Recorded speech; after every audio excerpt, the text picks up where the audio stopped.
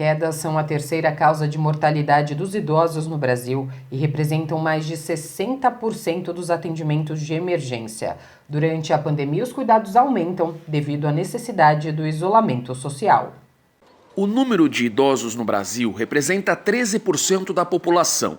São mais de 28 milhões de pessoas nesta faixa etária. A Organização Mundial da Saúde estima que 28 a 35% das pessoas com mais de 65 anos de idade sofram quedas anualmente. E a preocupação deste período se dá pelo isolamento necessário durante a quarentena, tornando os idosos que pertencem ao grupo de risco mais suscetíveis a lesões. Nessa questão de queda, basicamente, pelos dados que temos aqui no país, 1/3 deles, pelo menos, caem, né? E são lesões perigosas, na verdade. Como contornar isso, principalmente num momento como esse de pandemia, todo mundo, pelo menos, tentando ficar em casa?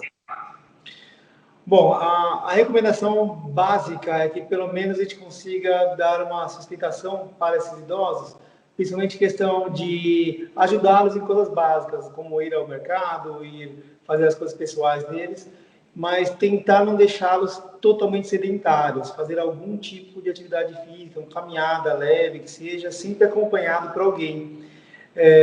Mas, claro, pensando nas restrições que o momento pede. Então, é muito importante que os idosos, principalmente, se protejam contra o coronavírus.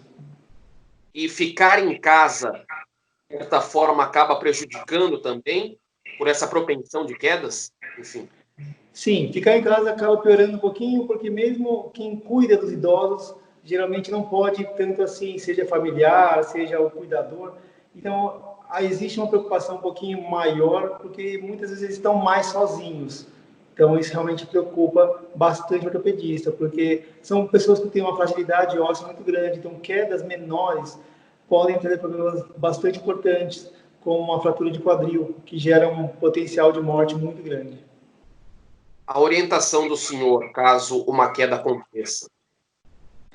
Caso uma queda aconteça, primeiro, entender se existe alguma capacidade de carga, se ele pode ou não andar, mas é entender isso, não forçar a barra.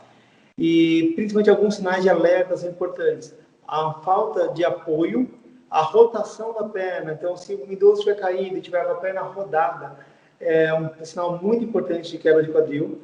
Qualquer deformidade angular, seja no punho, seja no antebraço, viu uma coisa que está fora do ângulo, é muito importante que também vá, sim, ao hospital. Não tem jeito, né? Realmente, o idoso que tem algum membro fraturado tem uma preocupação muito importante. Eu acho bastante interessante o idoso tomar banho de sol. Então, mesmo que seja, se for um apartamento, por exemplo, procure deixar ele próximo ao sol, pelo menos 15 a 20 minutos por dia, que já ajuda bastante coisa. E sempre que possível, ter alguém próximo ao idoso é importante. Por que o risco de queda é maior entre os idosos, ocasionando nessas mortes? Tá. O risco de queda é uma coisa, risco de morte é outra coisa, tá? Risco de queda é aumentado no idoso porque tem uma menor massa muscular, tem um menor equilíbrio e tem as doenças muitas vezes de base, seja uma diabetes, pode levar a hipoglicemia, seja tonturas de base, seja zumbido de ouvido. Tem várias doenças que podem facilitar a queda, tá? E o risco de morte acontece porque o osso do idoso é mais frágil, então você pode ter fraturas importantes, como a de quadril, que aumenta bastante o potencial de morte.